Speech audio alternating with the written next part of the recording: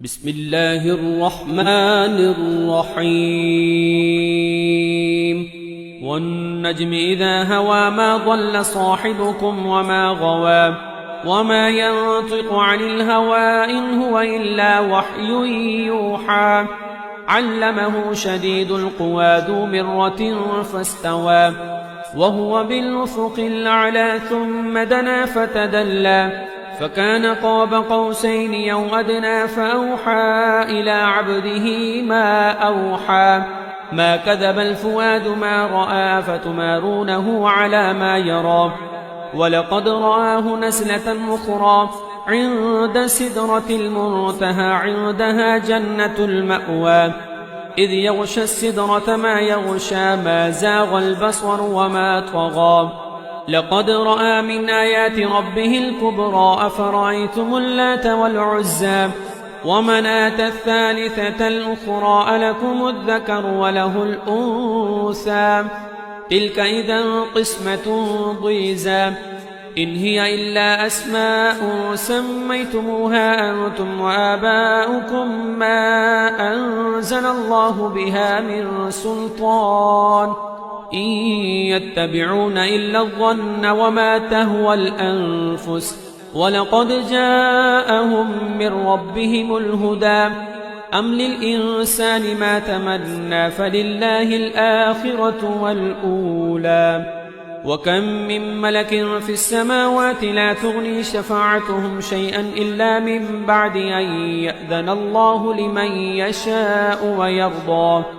إن الذين لا يؤمنون بالآخرة ليسمون الملائكة تسمية الأنثى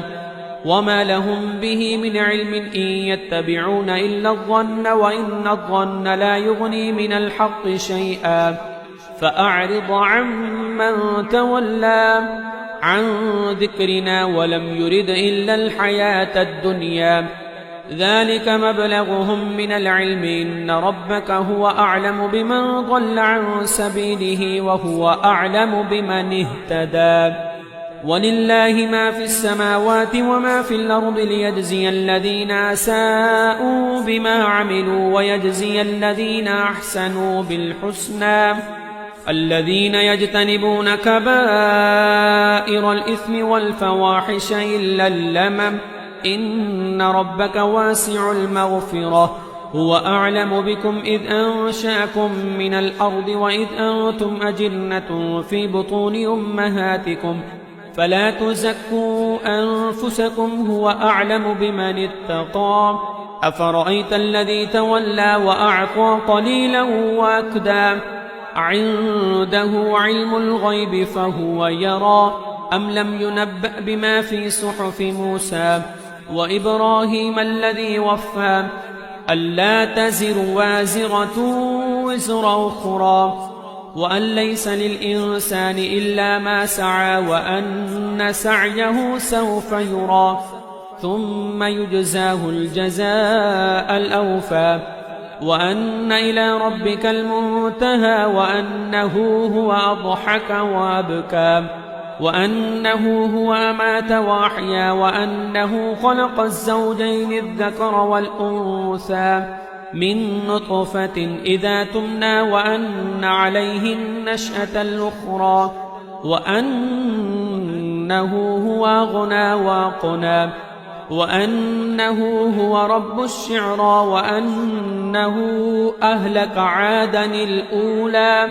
وثمود فما أبقى وقوم نوح من قبل إنهم كانوا هم أظلم وأطغى والمؤتفكة أهوى فوشاها ما وشى فبأي آلاء ربك تتمارى هذا نذير من النذر الأولى أزفت الآزفة ليس لها من دون الله كاشفة أفمن هذا الحديث تعجبون وتضحكون ولا تبكون وأنتم سامدون فاسجدوا لله واعبدوا